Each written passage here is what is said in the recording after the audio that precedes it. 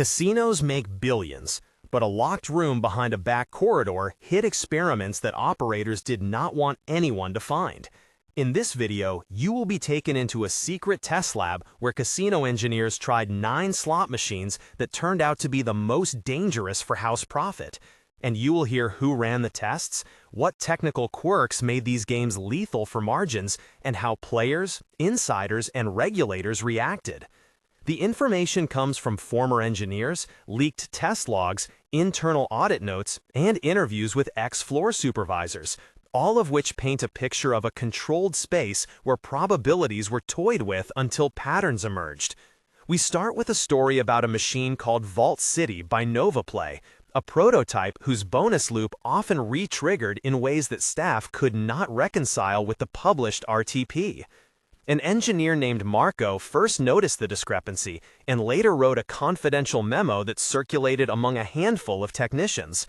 If you like inside stories about how slots work and what happens when the math starts to slip, subscribe and leave a quick comment with the phrase, "My time was," and the city where it happened, so we can map these patterns.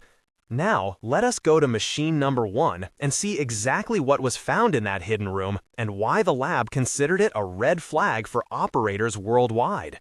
The tone will be investigative but human, with named insiders like Marco, Elena, Samir, and Rosa telling small scenes that show how technical details collided with the lives of the people on the floor. The first case involved Vault City by NovaPlay, a 2016 model with colossal reels attached to a progressive back end and a symbol stacking bonus that should have been rare. The lab log showed a trigger function that, under specific seed conditions, raised the frequency of free spins by an estimated margin that translated to a roughly 2 to 3% change in effective RTP when run in long clusters. The scene in the lab read like a slow revelation. Marco said, "I ran 10,000 spins overnight, and the bonus came up 200 times, which is not math." Elena replied, "That should not happen with the documented hit frequency." Samir asked, "Did you isolate the RNG seed?" Marco answered, "I tried 3 seeds and 1 cluster still gave repeat retriggers."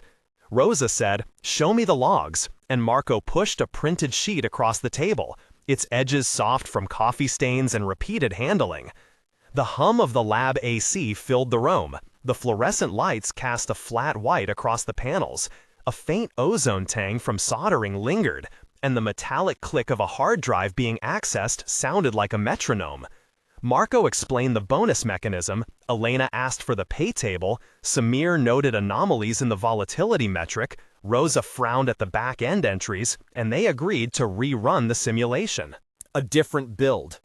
Dialogue continued until the results forced them to escalate the issue to a floor supervisor named Jonah, who visited the hidden room, looked at the machines, and said, "We need to anonymize these logs before sending them upstairs." The lab smelled of burnt flux and stale chips, the screens glowed with sequences of symbols, the cool plastic of a test joystick left a faint sweat ring, players' names were redacted, and an old coffee cup with lipstick on the rim sat on a stack of reports. Vault City had a technically defined bonus, a manufacturer declared RTP of 96.1% and medium volatility, but the lab found streak clusters that, when seen in real casinos, could create sustained win loops that attracted player attention and reduced house margin materially. After this discovery, the machine was moved to a test rack, its software build compared line by line, and NovaPlay sent an internal email asking the lab to pause public deployment until a patch could be validated. Now we go to machine number 2, which taught an entire group of players how to coordinate on a floor. The second case showed how coordinated players exploited a seemingly normal game called Harbor Heist by Triton Gaming. A group of regulars in one town began sharing timestamps and symbol patterns in a chat group run by a man named Victor. The result felt like a small coup against the floor plan. In a scene on the floor, Victor said, "Wait for the green bell and we all converge." Priya answered, "I will be there in 5 minutes." Sam, a newer player, asked, "How do you know it will hit now?" Victor replied, "We watched the pattern for days. There is a slight lag after maintenance, and the bonus tends to trigger then." A slot attendant named Casey noticed a cluster of people at the same bank and called security. Security guard Luis approached and asked, "Are you all together?" Victor smiled and said, "We are friends, just excited about a theme night." The smell of cigarette smoke drifted in from a nearby bar. The carpet had a damp, sticky texture underfoot. The sound of coins and low conversation created a background hum. The LEDs of the machines pulsed in a slow rhythm, and someone spilled a cold beer that left a sugary tang. The casino manager, Denise, observed the pattern and moved two machines to opposite ends, but the players adapted, floating between stations until the cluster reappeared. In logs later, the lab found at Harbor Heist had a synchronization artifact when multiple machines of the same build ran on the same back-end cluster.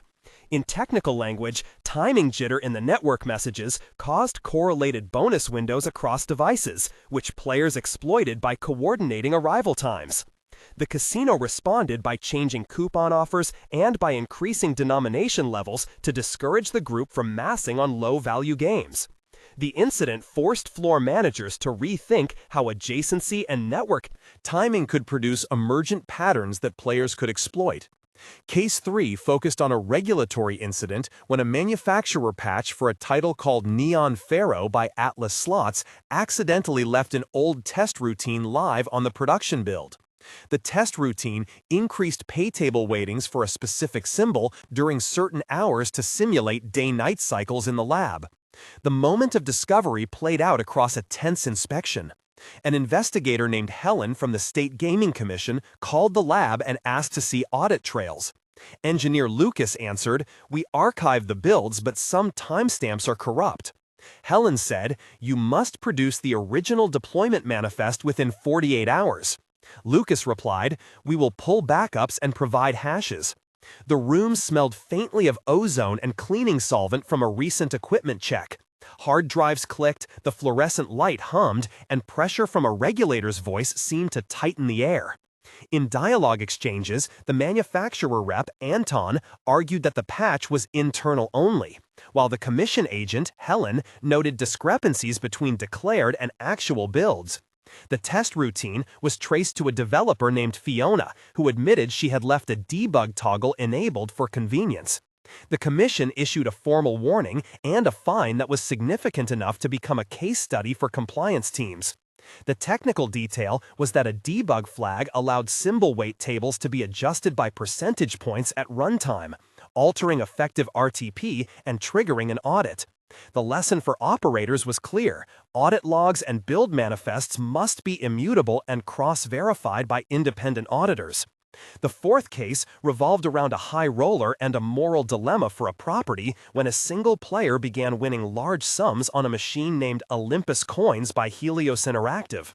The player, an English high roller called Nigel, hit consecutive jackpots on a progressive ladder that had been tested in the lab as being vulnerable to a chain reaction when certain reel arrangements stacked. In the backroom meeting, the floor manager, Carla, said, "If we cash him out, everyone will assume the machine is loose." Her director, Oscar, replied, "We cannot alienate whales. They spend more than any other demographic." Nigel himself said, "I am not interested in publicity, I just like the game." Security Chief Ramon worried, "He is drawing cameras from the floor and chatter will grow." The carpet in the VIP lounge was plush, the air smelled of lemon polish and expensive cologne, glass clinked as cocktails were set on a silver tray, the LED accents on the machine flashed in bright coral, and a faint hum of conversation wove under the clink. The engineering lab later showed that Olympus Coins had a progressive uplift factor applied incorrectly when network latency exceeded a small threshold, which led to higher payouts in rare but profitable sessions. The casino faced a choice: take back the machine and risk losing a top player, or let it continue. Run and accept short-term losses in exchange for long-term goodwill. The property chose a private negotiation, offering Nigel comped suites and higher limits, rather than publicize the issue. That decision sparked internal debate, and the lab document flagged the build as requiring a re-zero of its uplift algorithm. The fifth case exposed operational maneuvers where maintenance was used to mask machine adjustments. In one casino, technicians threaded a sequence of routine maintenance events that were logged as hardware swaps, while in reality, slight parameter changes were deployed to reduce bonus frequency after a hot run. The scene involved a maintenance lead named Priya and a floor supervisor named Rosa in a whispered exchange. Priya said, "We put the old firmware back on but tweaked the pay table file."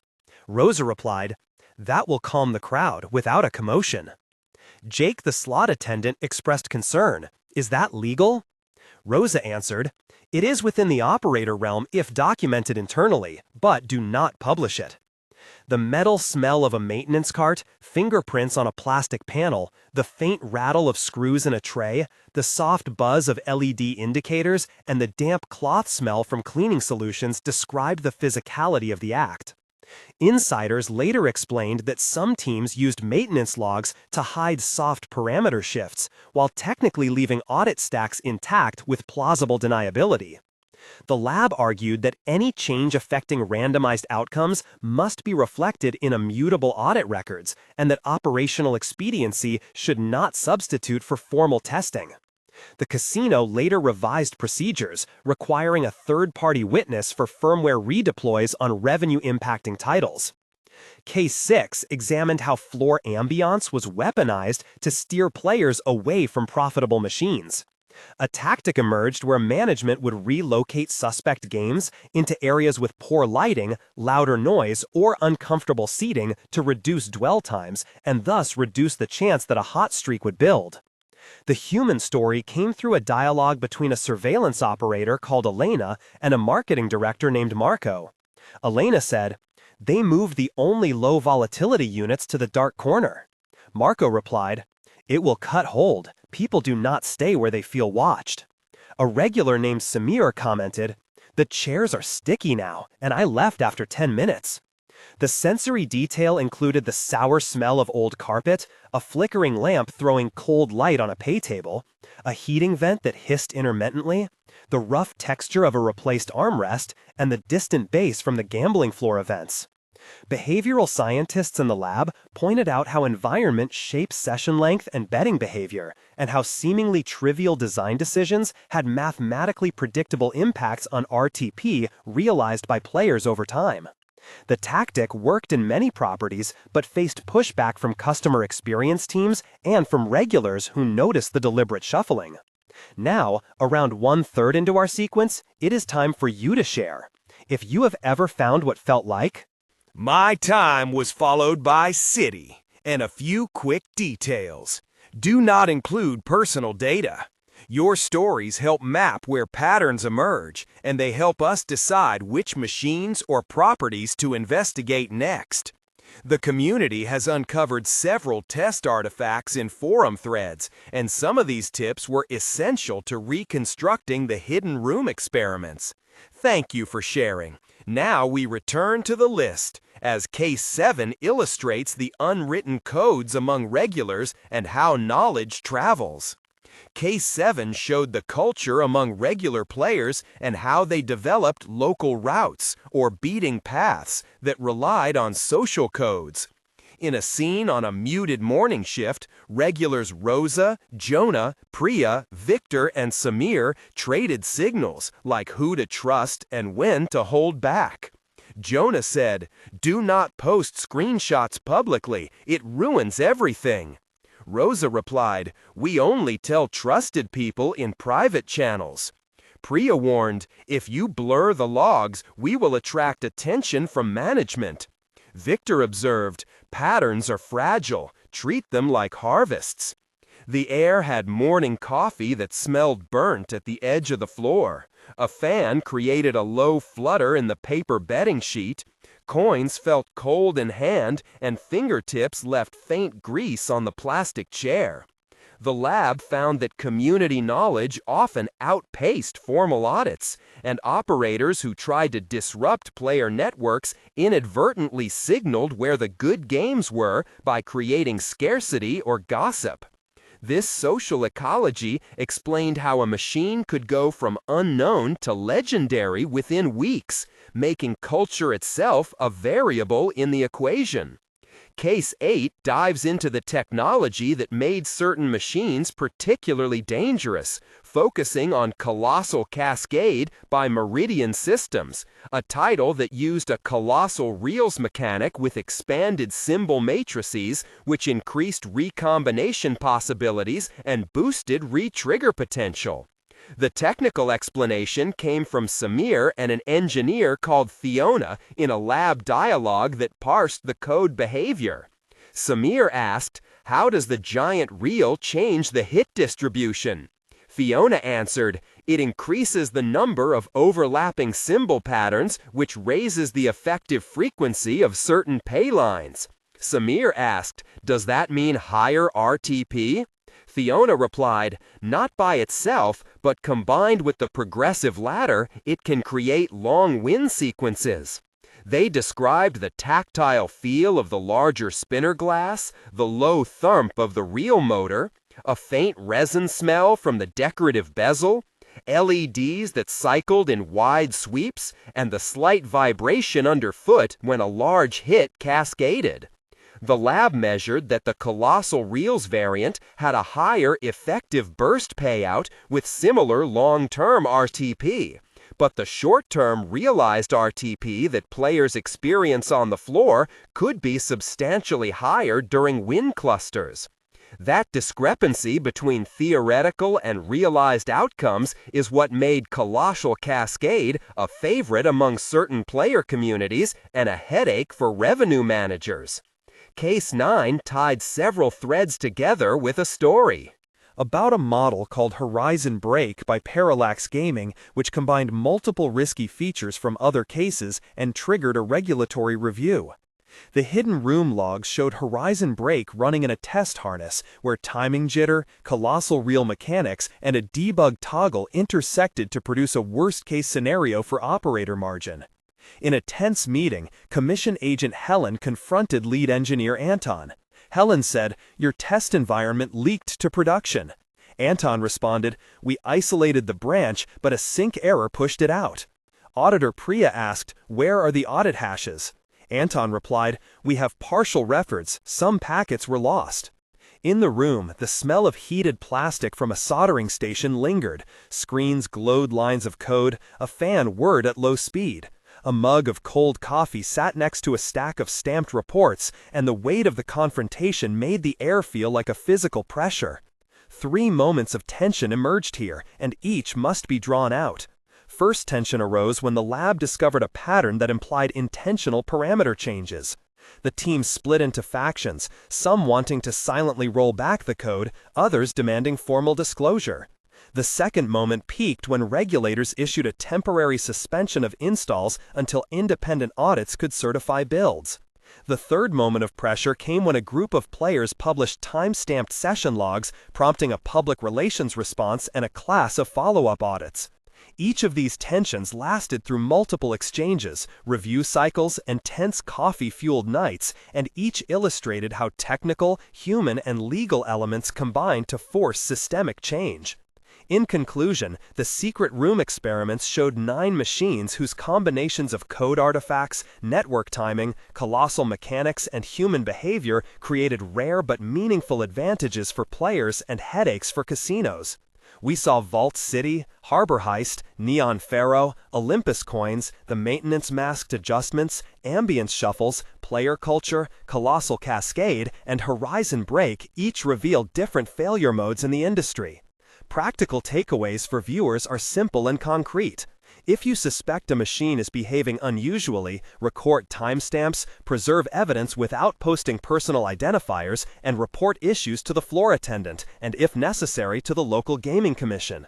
Do not attempt to manipulate systems or reveal personal data, and be aware that social coordination has ethical and legal boundaries.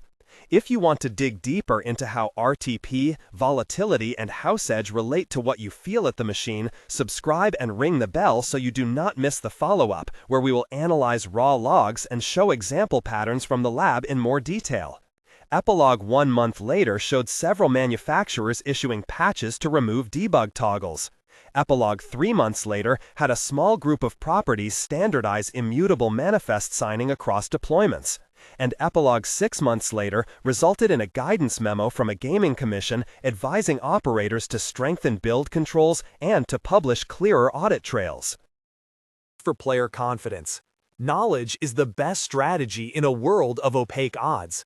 If you want more verified inside stories and technical breakdowns from ex-engineers and auditors, subscribe and share this with a friend who should know. Because in the casino, not everything that glitters is luck. It is often just math and timing.